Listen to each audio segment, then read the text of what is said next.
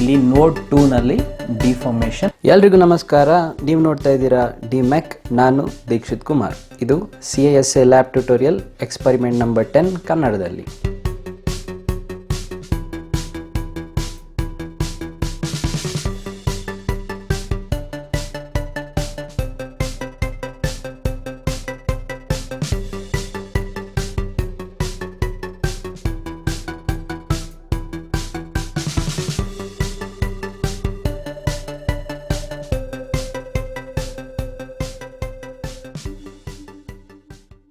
ಕೊಟ್ಟಿರೋದು step bar. Given ಫಿಗರಲ್ಲಿ element number 1 ಇದೆ, ಎಲಿಮೆಂಟ್ ನಂಬರ್ 2 ಇದೆ.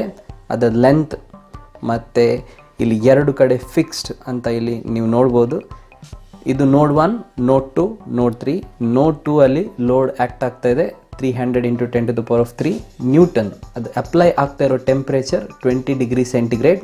ಟೆಂಪ್ರೇಚರ್ ರೈಸ್ ಆಗ್ತಾ ಇದೆ ಅಪ್ ಟು 60 ಡಿಗ್ರಿ ಸೆಂಟಿಗ್ರೇಡ್. ಅಂದರೆ ಈ ಬಾರ್ ಹೀಟ್ ಆಗ್ತಾ ಇದೆ, ಆವಾಗ ದಿ ಟೆಂಪ್ರೇಚರ್ ರೈಸ್ ಆಗ್ತಾ ಇದೆ. 20 ಡಿಗ್ರಿ ಸೆಂಟಿಗ್ರೇಡ್ನಲ್ಲಿ ಇಷ್ಟು ಲೋಡ್ನ ಅಪ್ಲೈ ಮಾಡ್ತಾ ಇದ್ದಾರೆ. ಈ ಗಿವನ್ ಡೇಟಾನ ನೀವು ನೋಟ್ ಡೌನ್ ಮಾಡ್ಬೋದು. ಇಲ್ಲಿ ನ್ಯೂಟನ್ ಪರ್ ಮೀಟರ್ ಸ್ಕ್ವೇರ್ನಲ್ಲಿದೆ ಯಂಗ್ಸ್ ಮಾಡ್ಯುಲಸ್. ಇದನ್ನು ನ್ಯೂಟನ್ ಪರ್ ಮಿಲಿಮೀಟರ್ ಸ್ಕ್ವೇರ್ಗೆ ಕನ್ವರ್ಟ್ ಮಾಡಬೇಕು. ಮತ್ತು ಪಾಯ್ಸನ್ಸ್ ರೇಷಿಯೋ, ಏರಿಯಾ, ಇದು ಕೋಎಫಿಷಿಯಂಟ್ ಆಫ್ ಥರ್ಮಲ್ ಎಕ್ಸ್ಪಾನ್ಷನ್. ಇಲ್ಲಿ element number 1 aluminium, element number 2 steel. ನಾವು ಏನು ಫೈಂಡ್ ಔಟ್ ಮಾಡಬೇಕು? Nodal displacement. ನೋಡಲ್ ಡಿಸ್ಪ್ಲೇಸ್ಮೆಂಟ್ ನಮಗೆ ನೋಡ್ 2 ನಲ್ಲಿ ಸಿಗಬೇಕು, ಯಾಕೆಂದರೆ ನೋಡ್ 1 ಮತ್ತು ನೋಡ್ 2 ಫಿಕ್ಸ್ಡ್ ಆಗಿದೆ. Stress in the element, stress in element 1 and stress in element 2 ಸಪ್ರೇಟಾಗಿ ಫೈಂಡ್ ಔಟ್ ಮಾಡಬೇಕು. ಕೊನೆಯದಾಗಿ ರಿಯಾಕ್ಷನ್ ಫೋರ್ಸ್ನ ನಾವು ಫೈಂಡ್ ಔಟ್ ಮಾಡಬೇಕು. ಥಿಯರಿಟಿಕಲ್ ಸೊಲ್ಯೂಷನ್ನ ನೋಡಿಬಿಡೋಣ. ಇಲ್ಲಿ ಗಿವನ್ ಡೇಟಾ ನಾವು ಆ್ಯಸ್ ಇಟ್ ಈಸ್ ಬರ್ಕೊಂಡು ಹೋಗಬೇಕು. ಇನಿಷಿಯಲ್ ಟೆಂಪ್ರೇಚರ್ ಮತ್ತು ಫೈನಲ್ ಟೆಂಪ್ರೇಚರ್ನ ಬರೆದು ರೈಸ್ ಇನ್ ಟೆಂಪ್ರೇಚರ್ ∆Tನ ನಾವು ಕ್ಯಾಲ್ಕುಲೇಟ್ ಮಾಡಬೇಕು. ಅದು 40 ಡಿಗ್ರಿ ಸೆಂಟಿಗ್ರೇಡ್ ಆಗಿರುತ್ತೆ. ಇಲ್ಲಿ ಗಿವನ್ ಡೇಟಾದಲ್ಲಿ ಯಂಗ್ಸ್ ಮಾಡ್ಯುಲಸ್ನ ನ್ಯೂಟನ್ ಪರ್ ಮೀಟರ್ ಸ್ಕ್ವೇರಿಂದ ನ್ಯೂಟನ್ ಪರ್ ಮಿಲಿಮೀಟರ್ ಸ್ಕ್ವೇರ್ಗೆ ಕನ್ವರ್ಟ್ ಮಾಡಬೇಕು. ನೀವು ಈ ಕ್ಯಾಲ್ಕುಲೇಷನ್ನ ರೆಫರ್ ಮಾಡ್ಬೋದು. ಗಿವನ್ ಫಿಗರ್ನ ನಾನು ಬ್ರೇಕ್ ಡೌನ್ ಮಾಡ್ತಾ ಇದ್ದೀನಿ ಆ್ಯಸ್ ಎಲಿಮೆಂಟ್ 1 ಮತ್ತು ಎಲಿಮೆಂಟ್ 2. ನಾನು ಎಟ್ ನೋಡ್ 2 ಈ ಡೈರೆಕ್ಷನ್ ಆಫ್ ಫೋರ್ಸ್ನ ಕನ್ಸಿಡರ್ ಮಾಡ್ತಾ ಇದ್ದೀನಿ. ಅದೇ ಡೈರೆಕ್ಷನ್ ಫೋರ್ಸ್ನ ನಾನು ಇಲ್ಲಿ ಅಪ್ಲೈ ಮಾಡ್ತಾ ಇದ್ದೀನಿ. ಅದು ಲೆಫ್ಟ್ ಟು ರೈಟ್ ಇದೆ. ಸೊ ಅಪೋಸಿಟ್ ಡೈರೆಕ್ಷನಲ್ಲಿ ಅದು ರೈಟ್ ಟು ಲೆಫ್ಟ್ ಆಗಿ ರಿಯಾಕ್ಷನ್ ಫೋರ್ಸ್ ಆ್ಯಕ್ಟ್ ಆಗಬೇಕು. ಸೊ ಆ ರಿಯಾಕ್ಷನ್ ಫೋರ್ಸ್ನ RA ಅಂತ ಕನ್ಸಿಡರ್ ಮಾಡ್ತಾ ಇದ್ದೀನಿ. ಇದು ಫಾರ್ ಎಲಿಮೆಂಟ್ 1. ಹಾಗಿದ್ರೆ element 1 it is under expansion. ಅದೇ ರೀತಿ ಎಲಿಮೆಂಟ್ 2 ಈ ನೋಡ್ 2 ಅಲ್ಲಿ ಈ direction of force left to right ಇದೆ. ನಾನು ಅದನ್ನು ಇಲ್ಲಿ ಹಾಕ್ತಾ ಇದ್ದೀನಿ ಆ್ಯಸ್ ಲೆಫ್ಟ್ ಟು ರೈಟ್. ಹಾಗಿದ್ರೆ ಆಪೋಸಿಟ್ ಡೈರೆಕ್ಷನಲ್ಲಿ reaction forces right to left act ಆಗಬೇಕು. ಸೊ ರಿಯಾಕ್ಷನ್ ಫೋರ್ಸ್ನ RV ಅಂತ ನಾನು ಕನ್ಸಿಡರ್ ಮಾಡ್ತಾ ಇದ್ದೀನಿ. ಸೊ ಇಲ್ಲಿ element 2 it is under compression. ಇದು ಎಕ್ಸ್ಪಾನ್ಷನ್, ಇದು ಕಂಪ್ರೆಷನ್. ಇಲ್ಲಿ ಡೈರೆಕ್ಷನ್ ಆಫ್ ಫೋರ್ಸ್ನ ನೋಡೋಣ. Direction of force right to left ಇದ್ದರೆ ಅದನ್ನು ನೆಗೆಟಿವ್ ಅಂತ ಕನ್ಸಿಡರ್ ಮಾಡಬೇಕು. Direction of force left to right ಇದ್ದರೆ ಅದನ್ನು ಪಾಸಿಟಿವ್ ಅಂತ ಕನ್ಸಿಡರ್ ಮಾಡಬೇಕು. ಮತ್ತು ನಮಗೆ ಗೊತ್ತು RA + RB is always equal to the given load. ಅಂದರೆ RA + RB should be equal to the given load P. ಈ ಪ್ರಾಬ್ಲಮ್ನಲ್ಲಿ ನಾವೊಂದು ಎಸಂಪ್ಷನ್ ಮಾಡಬೇಕು. ಅದು ಏನು ಅಂದರೆ consider the stepped bar to be fixed at node 1. Replace the support at node 3 with reaction RB. ಅಂದರೆ ನೋಡ್ 1ನ ನಾವು ಫಿಕ್ಸ್ಡ್ ಅಂತ ಕನ್ಸಿಡರ್ ಮಾಡಬೇಕು. ನೋಡ್ 3 ಫಿಕ್ಸ್ಡ್ ಆಗಿತ್ತು, ಆದರೆ ಅದನ್ನು ನಾವು ಫ್ರೀ ಅಂತ ಕನ್ಸಿಡರ್ ಮಾಡಬೇಕು. ಇದನ್ನು ಯಾವಾಗ ನಾವು ಫ್ರೀ ಅಂತ ಕನ್ಸಿಡರ್ ಮಾಡ್ತೇವೆ, ಈ ನೋಡ್ 3ನಲ್ಲಿ ನಮಗೆ ಡಿಫಾರ್ಮೇಷನ್ ಸಿಗುತ್ತೆ. ಆ ಡಿಫಾರ್ಮೇಷನ್ ಯಾವ್ಯಾವ ರೀತಿ ಇರುತ್ತೆ ಅಂತ ಇಲ್ಲಿ ಬರೆದಿದೆ. ನಾವು deformation of node 3 will be due to applied load P. So ಈ ಲೋಡಿಂದಾಗಿ ಡಿಫಾರ್ಮೇಷನ್ ಆಗುತ್ತೆ. ಸೊ ಇದನ್ನು ಈ ರೀತಿ ಓದೋದು. ∆3 ಅಂದರೆ ಡಿಫಾರ್ಮೇಷನ್ ಎಟ್ ನೋಡ್ 3, P ಅಂತ ಹೇಳಿದರೆ deformation at node 3 because of load P, temperature rise ∆T that is deformation at node 3 because of rise in temperature. ಅಂದರೆ ನೋಡ್ 3 ನಲ್ಲಿ ಡಿಫಾರ್ಮೇಷನ್ ಆಗ್ತಾ ಇದೆ. ಯಾಕೆ ಡಿಫಾರ್ಮೇಷನ್ ಆಗ್ತಾ ಇದೆ? Because of rise in temperature. ಇಲ್ಲಿ ಟೆಂಪ್ರೇಚರ್ ರೈಸ್ ಆದರೆ ಕೂಡ ಡಿಫಾರ್ಮೇಷನ್ ಆಗಬೇಕು. That is because of heat. ಇಲ್ಲಿ ಹೀಟ್ ಆ್ಯಡ್ ಆದರೆ ಇಲ್ಲಿ ಎಲಿಮೆಂಟ್ ಎಕ್ಸ್ಪಾಂಡ್ ಆಗುತ್ತೆ. ಸೊ ಆ ಡಿಫಾರ್ಮೇಷನ್ನ ಈ ರೀತಿ ಬರಿಬೇಕು. ಮತ್ತು ಕೊನೆಯದಾಗಿ because of the reaction force, ಅಂದರೆ deformation at node 3 because of reaction force R B. ಇಲ್ಲಿ deformation at node 3 because of reaction R B. So ಇದನ್ನು ನಾವು ಇಕ್ವೇಟ್ ಮಾಡಬೇಕು. ಈ ಎಲಿಮೆಂಟ್ ಸ್ಟೇಬಲ್ ಇರಬೇಕು ಅಂತ ಹೇಳಿದರೆ deformation at node 3 should be equal to 0, ಅಂದರೆ ರಿಜಿಡ್ ಆಗಿ ಫಿಕ್ಸ್ ಎಂಡ್ ಅಂತ ಇರಬೇಕು. ಆ್ಯಕ್ಚುಲಿ ಅದು ರಿಜಿಡ್ ಆಗಿ ಫಿಕ್ಸ್ಡ್ ಎಂಡ್ ಅಂತ ಪ್ರಾಬ್ಲಮಲ್ಲಿ ಕೊಟ್ಟಿದ್ದಾರೆ. ಸೊ ಇಲ್ಲಿ ಇದು ಫಿಕ್ಸ್ಡ್ ಆಗಿದ್ರೆ ಮಾತ್ರ ಈ ಎಲಿಮೆಂಟ್ ಸ್ಟೇಬಲ್ ಅಂತ ಕನ್ಸಿಡರ್ಡ್. ಸೊ ಇದನ್ನು ಇಕ್ವೇಷನ್ ಫಾರ್ಮ್ನಲ್ಲಿ ನಾವು ಈ ರೀತಿ ಬರೀಬೇಕು. ಡೆಲ್ಟಾ 3p ಅಂದರೆ deformation at node 3 because of load p plus delta 3t ಅಂದರೆ deformation at node 3 because of rise in temperature minus delta 3rb ಅಂದರೆ deformation at node 3 because of reaction force R B. ಇಲ್ಲಿ ಇದು ಯಾಕೆ negative ಇಲ್ಲೇ ನೋಡ್ಬೋದು. Force direction left to right ಇದ್ದರೆ positive, therefore ಇಲ್ಲಿ positive ಇದೆ, ಡೆಲ್ಟಾ 3p ಪಾಸಿಟಿವ್ ಇದೆ. ಇಲ್ಲಿ R B right to left ಇದೆ, ದೇರ್ ಫೋರ್ ಇಲ್ಲಿ ನೆಗೆಟಿವ್ ಇದೆ. ಆ ಫೋರ್ಸ್ ರೈಟ್ ಟು ಲೆಫ್ಟ್ ಇದ್ದ ಕಾರಣಕ್ಕೆ ಇದು ನೆಗೆಟಿವ್ ಅಂತ ಕನ್ಸಿಡರ್ ಮಾಡಬೇಕು. ಸೊ ಅದನ್ನು 0ಗೆ ನಾವು ಇಕ್ವೇಟ್ ಮಾಡಬೇಕು. ಇವಾಗ ಅದನ್ನು ರಿಅರೇಂಜ್ ಮಾಡಿ ನಾವು ಈ ಮೈನಸ್ ಸೈನ್ನ ನಾವು ಆ ಕಡೆ ಹಾಕಬೇಕು.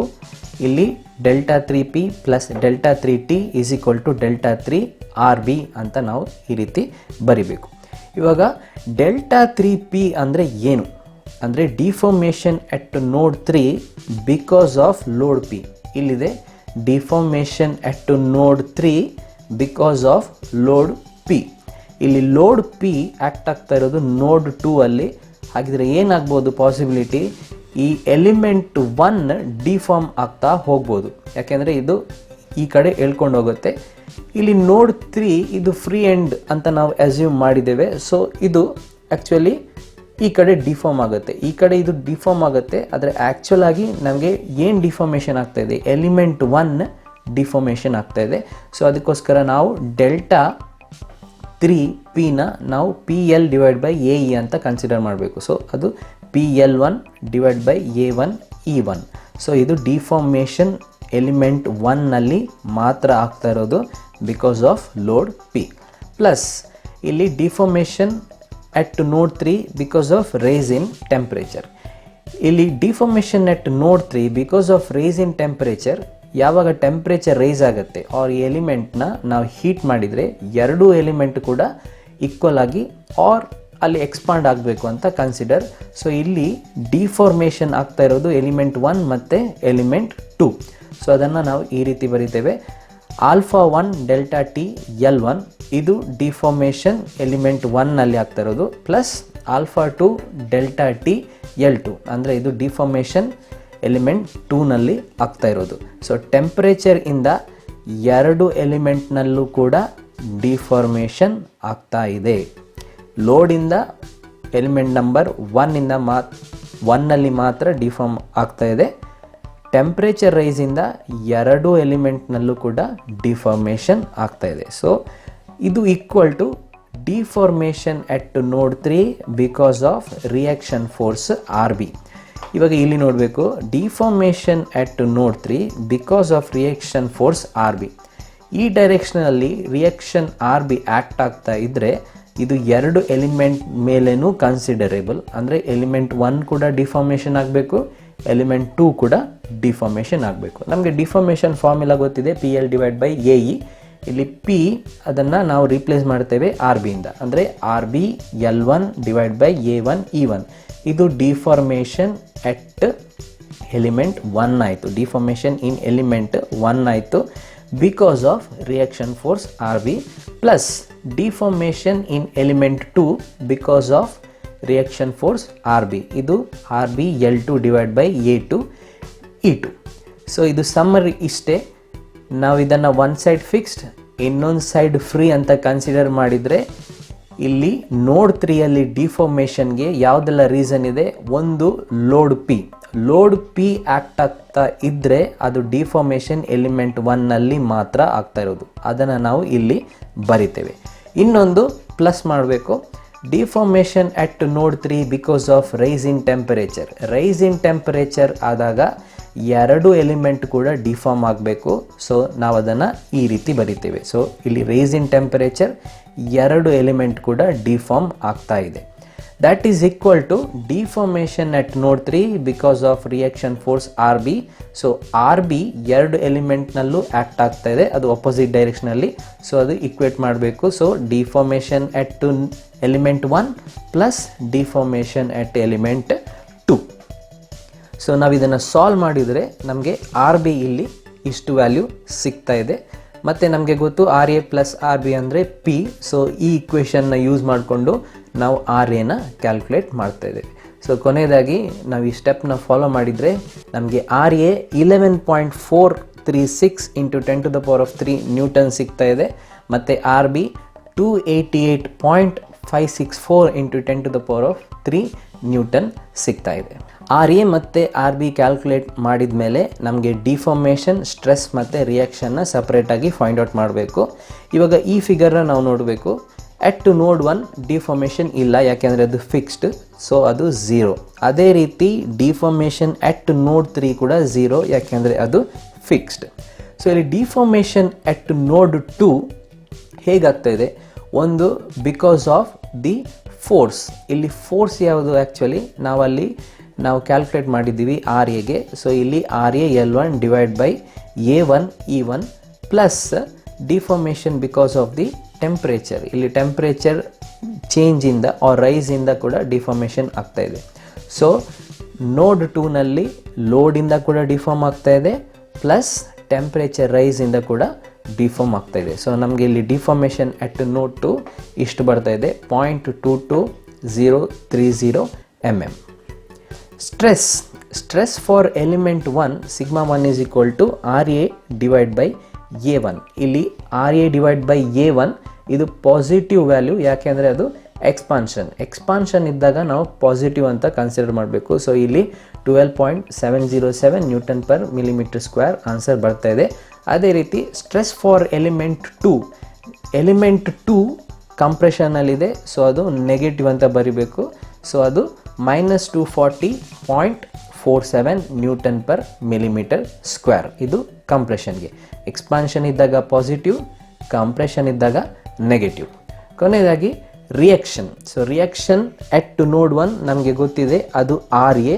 ಆದರೆ ಡೈರೆಕ್ಷನ್ ಆಫ್ ಫೋರ್ಸ್ ನೋಡಿ, ಲೆಫ್ಟ್ ಟು ರೈಟ್ ಇದೆ, therefore it is negative.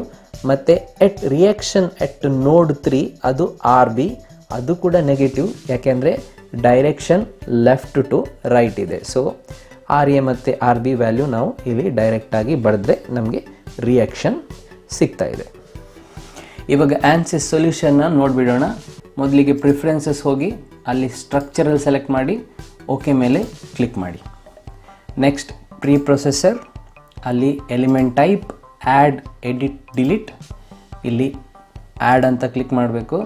ಇಲ್ಲಿ link 3D finite STM180 okay ಅಂತ ಮಾಡಿ ಮತ್ತು ಕ್ಲೋಸ್ ಅಂತ ಮಾಡಿ. ನೆಕ್ಸ್ಟ್ ರಿಯಲ್ ಕಾನ್ಸ್ಟೆಂಟ್, ಅಲ್ಲಿ ಆ್ಯಡ್, ಎಡಿಟ್, ಡಿಲೀಟ್. ಇಲ್ಲಿ ಆ್ಯಡ್ ಮೇಲೆ ಕ್ಲಿಕ್ ಮಾಡಿ, ಓಕೆ ಮೇಲೆ ಕ್ಲಿಕ್ ಮಾಡಿ. ಇಲ್ಲಿ ಇದು ಎಲಿಮೆಂಟ್ ನಂಬರ್ 1 ಇದು ಏರಿಯಾ. ಸೊ ಅದು 900 mm ಸ್ಕ್ವೇರ್. ಓಕೆ ಅಂತ ಮಾಡಿ. ಇನ್ನೊಮ್ಮೆ ಆ್ಯಡ್ ಅಂತ ಕ್ಲಿಕ್ ಕೊಡಿ, ಅಲ್ಲಿ ಓಕೆ ಮೇಲೆ ಕ್ಲಿಕ್ ಕೊಡಿ. ಇಲ್ಲಿ ಇವಾಗ ರಿಯಲ್ ಕಾನ್ಸ್ಟೆಂಟ್ ಸೆಟ್ ನಂಬರ್ 2 ಅಂದರೆ ಇದು ಎಲಿಮೆಂಟ್ ನಂಬರ್ 2. ಎಲಿಮೆಂಟ್ ನಂಬರ್ 2ದು ಏರಿಯಾ 1200 mm ಸ್ಕ್ವೇರ್. ಓಕೆ ಮೇಲೆ ಕ್ಲಿಕ್ ಮಾಡಿ ಮತ್ತು ಇದನ್ನು ಕ್ಲೋಸ್ ಮಾಡಿ. ನೆಕ್ಸ್ಟ್ ಮೆಟೀರಿಯಲ್ ಪ್ರಾಪರ್ಟೀಸ್ಗೆ ಹೋಗಬೇಕು. ಅಲ್ಲಿ material models, structural, linear, elastic, isotropic. ಇದು ಇವಾಗ ಎಲಿಮೆಂಟ್ ನಂಬರ್ 1 ಇದು ಯಂಗ್ಸ್ ಮಾಡ್ಯುಲಸ್, ಅದು 70 × 10⁻³ ಅಂದರೆ 70 ಎಕ್ಸ್ಪೋನೆನ್ಷಿಯಲ್ 3 ಮತ್ತು ಪಾಯ್ಸನ್ಸ್ ರೇಷೋ 0.3. ಓಕೆ ಮೇಲೆ ಕ್ಲಿಕ್ ಮಾಡಿ. ಇಲ್ಲಿ ನಾವು ಥರ್ಮಲ್ ಎಕ್ಸ್ಪಾನ್ಷನ್ ಹಾಕಬೇಕು. ಇಲ್ಲಿ ಥರ್ಮಲ್ ಎಕ್ಸ್ಪಾನ್ಷನ್ನ ಸೆಲೆಕ್ಟ್ ಮಾಡ್ಕೊಳ್ಳಿ. ಅಲ್ಲಿ ಸೀಕೆಂಟ್ ಕೋಎಫಿಷಿಯೆಂಟ್ ಅಂತ ಇದೆ, ಅದರ ಮೇಲೆ ಕ್ಲಿಕ್ ಮಾಡಿ ಮತ್ತು ಐಸೋಟ್ರೋಪಿಕ್ ಮೇಲೆ ಕ್ಲಿಕ್ ಮಾಡಿ. ಇಲ್ಲಿ ALPX ವ್ಯಾಲ್ಯೂ ಇದು ಥರ್ಮಲ್ ಕೋಎಫಿಷಿಯೆಂಟ್. ಸೊ ಅದು ಎಲಿಮೆಂಟ್ 1ಗೆ 23 ಎಕ್ಸ್ಪೋನೆನ್ಷಿಯಲ್ -6, 23 ಇಂಟು 10⁻⁻6 ಡಿಗ್ರಿ ಸೆಂಟಿಗ್ರೇಡ್. ಇದನ್ನು ಓಕೆ ಮಾಡಿ. ಇವಾಗ ಎಲಿಮೆಂಟ್ ನಂಬರ್ 2 ಆ್ಯಡ್ ಮಾಡಬೇಕು. ಸೊ ಅದಕ್ಕೆ ಇಲ್ಲಿ ಕ್ಲಿಕ್ ಮಾಡಿ, ಮೆಟೀರಿಯಲ್, ನ್ಯೂ ಮಾಡೆಲ್, ಇದು ಎಲಿಮೆಂಟ್ ನಂಬರ್ 2, ಓಕೆ ಅಂತ ಕ್ಲಿಕ್ ಮಾಡಿ. ಸೇಮ್ ಸ್ಟೆಪ್ ಇದು, ಸ್ಟ್ರಕ್ಚರಲ್, ಲೀನಿಯರ್, ಇಲಾಸ್ಟಿಕ್, ಐಸೋಟ್ರೋಪಿಕ್ ಮೇಲೆ ಕ್ಲಿಕ್ ಮಾಡಬೇಕು. ಇದು ಎಲಿಮೆಂಟ್ 2 ಅಂದರೆ ಸ್ಟೀಲ್, ಇದು ಯಂಗ್ಸ್ ಮಾಡ್ಯುಲಸ್, ಅದು 200 exponential 3, 200 into 10⁻³ Poisson's ratio 0.3, okay ಅಂತ ಮಾಡಿ. ಇವಾಗ ಥರ್ಮಲ್ ಎಕ್ಸ್ಪಾನ್ಷನ್, ಸೀಕೆಂಟ್, ಕೋಎಫಿಷಿಯಂಟ್ ಮತ್ತು ಐಸೋಟ್ರೋಪಿಕ್. ಇದು coefficient of thermal expansion for steel ಅದು ಕೊಟ್ಟಿದ್ದಾರೆ 11.7 ಎಕ್ಸ್ಪೋನೆನ್ಷಿಯಲ್ -6 ಅಂದರೆ 11.7 ಇಂಟು 10⁻⁻6 ಡಿಗ್ರಿ ಸೆಂಟಿಗ್ರೇಡ್. ಓಕೆ ಮೇಲೆ ಕ್ಲಿಕ್ ಮಾಡಿ ಮತ್ತು ಈ ವಿಂಡೋನ ಕ್ಲೋಸ್ ಮಾಡಿ. ಇವಾಗ ನಾವು ಮಾಡಲಿಂಗ್ ಮಾಡಬೇಕು, ಎಲಿಮೆಂಟ್ಸ್ ಮತ್ತು ನೋಡ್ ಮತ್ತು ಎಲಿಮೆಂಟ್ಸ್ನ ಕ್ರಿಯೇಟ್ ಮಾಡಬೇಕು. ಮಾಡಲಿಂಗ್, ಸೊ ಇದನ್ನು ಮಿನಿಮೈಸ್ ಮಾಡಿ, ಮಾಡಲಿಂಗ್, ಕ್ರಿಯೇಟ್ ನೋಡ್ಸ್ ಇನ್ ಆ್ಯಕ್ಟಿವ್ CS. ಇಲ್ಲಿ ನೋಡ್ ನಂಬರ್ 1 ಅಂತ ಹಾಕ್ತಾ ಇದ್ದೀನಿ. ಇನಿಷಿಯಲಿ ಎಲ್ಲ ವ್ಯಾಲ್ಯೂಸು 0 ಅಂತ ಎಂಟರ್ ಮಾಡ್ತಾ ಇದ್ದೀನಿ ಮತ್ತು ಅಪ್ಲೈ ಮೇಲೆ ಕ್ಲಿಕ್ ಮಾಡ್ತಾ ಇದ್ದೀನಿ. ಇವಾಗ node number 2 first element length ಇಲ್ಲಿ X ಡೈರೆಕ್ಷನ್ ಮಾತ್ರ ಎಂಟರ್ ಮಾಡಬೇಕು, ಅದು 200 mm ಮತ್ತು ಅಪ್ಲೈ ಮಾಡಬೇಕು. ಕೊನೆಯದಾಗಿ ನೋಡ್ ನಂಬರ್ 3, ಸೊ ಅದು ಟೋಟಲ್ ಲೆಂತ್ 500 mm ಇದೆ. 500 ಅಂತ ಟೈಪ್ ಮಾಡಿ ಓಕೆ ಮೇಲೆ ಕ್ಲಿಕ್ ಮಾಡಬೇಕು. ಸೊ 3 ನೋಡ್ ಇಲ್ಲಿ ಕ್ರಿಯೇಟ್ ಆಗಿದೆ. ಇವಾಗ ಇಲ್ಲಿ ಎಲಿಮೆಂಟ್ 2 ಇದನ್ನು ಜಾಯಿನ್ ಮಾಡಬೇಕು. ಸೊ ಇಲ್ಲಿ ಎಲಿಮೆಂಟ್ಸ್ ಅಂತ ಇದೆ, elements, auto numbered, through notes. So ನೋಡ್ 1 ಮತ್ತು ನೋಡ್ 2ನ ಪಿಕ್ ಮಾಡಿ ಓಕೆ ಅಂತ ಕೊಡಬೇಕು. ಬೈ ಡಿಫಾಲ್ಟ್ ಇದು ಎಲಿಮೆಂಟ್ ನಂಬರ್ 1 ಆಯಿತು. ಇವಾಗ ನಾವು ಎಲಿಮೆಂಟ್ ನಂಬರ್ 2ನ ಹಾಕಬೇಕು, ಆದರೆ ಅದಕ್ಕೆ ಮೆಟೀರಿಯಲ್ ಪ್ರಾಪರ್ಟಿ ಮತ್ತು ರಿಯಲ್ ಕಾನ್ಸ್ಟೆಂಟ್ ಬೇರೆ ಆಗಿರುತ್ತೆ. ಸೊ ಅದಕ್ಕೆ ಅದನ್ನು ಚೇಂಜ್ ಮಾಡಬೇಕಂತಿದ್ರೆ ಎಲಿಮೆಂಟ್ ಆಟ್ರಿಬ್ಯೂಟ್ಸ್ ಮೇಲೆ ಕ್ಲಿಕ್ ಮಾಡಬೇಕು. ಇಲ್ಲಿ ಮೆಟೀರಿಯಲ್ ನಂಬರ್ 2 ಅಂತ ಮಾಡಿ ಪುಲ್ ಡೌನ್ ಮಾಡಿ, ರಿಯಲ್ ಕಾನ್ಸ್ಟೆಂಟ್ ಸೆಟ್ ನಂಬರ್ 2 ಅಂತ ಪುಲ್ ಮಾಡಿ ಮತ್ತು ಓಕೆ ಅಂತ ಕೊಡಿ. ಓಕೆ ಅಂತ ಕೊಟ್ಬಿಟ್ಟು ಇಲ್ಲಿ ಅಗೇನ್ ಥ್ರೂ ನೋಟ್ಸ್ ಅಂತ ಕೊಡಿ ಮತ್ತು ನೋಟ್ 2 ಮತ್ತು ನೋಟ್ 3ನ ಸೆಲೆಕ್ಟ್ ಮಾಡಿದರೆ ಎಲಿಮೆಂಟ್ 2 ಕ್ರಿಯೇಟ್ ಆಗುತ್ತೆ. ಸೊ ಇಲ್ಲಿ ಓಕೆ ಮೇಲೆ ಕ್ಲಿಕ್ ಮಾಡಿ. ಇದು ಎಲಿಮೆಂಟ್ 1, ಇದು ಎಲಿಮೆಂಟ್ 2. ಇವಾಗ ಸೊಲ್ಯೂಷನ್ನಲ್ಲಿ ಡಿಫೈನ್ ಲೋಡ್ಸ್, ಅದರಲ್ಲಿ ಸೆಟ್ಟಿಂಗ್ಸ್ ಮೇಲೆ ಕ್ಲಿಕ್ ಮಾಡಬೇಕು. ಅಲ್ಲಿ ರೆಫರೆನ್ಸ್ ಟೆಂಪರೇಚರ್ ಇದು ರೆಫರೆನ್ಸ್ ಟೆಂಪರೇಚರಲ್ಲಿ ನಾವು ಲೋಡ್ ಆ್ಯಕ್ಟ್ ಮಾಡಿರೋದು ಅದು 20 ಡಿಗ್ರಿ ಸೆಂಟಿಗ್ರೇಡ್ ಮತ್ತು ಓಕೆ ಮೇಲೆ ಕ್ಲಿಕ್ ಮಾಡಿ. ಇಲ್ಲಿ ಡಿಫೈನ್ ಲೋಡ್ಸಲ್ಲಿ ಇದನ್ನು ಮಿನಿಮೈಸ್ ಮಾಡ್ತೀನಿ. ಡಿಫೈನ್ ಲೋಡ್ಸಲ್ಲಿ apply structural temperature on elements 2 element ಮೇಲೂ ನಾನು ಟೆಂಪರೇಚರ್ನ ಅಪ್ಲೈ ಮಾಡಬೇಕು. ಸೊ ಎಲಿಮೆಂಟ್ ನಂಬರ್ 1 ಮತ್ತು ಎಲಿಮೆಂಟ್ ನಂಬರ್ 2 ಎರಡನ್ನು ಕೂಡ ಸೆಲೆಕ್ಟ್ ಮಾಡಿಕೊಂಡು ಇಲ್ಲಿ ಓಕೆ ಅಂತ ಕೊಡಬೇಕು.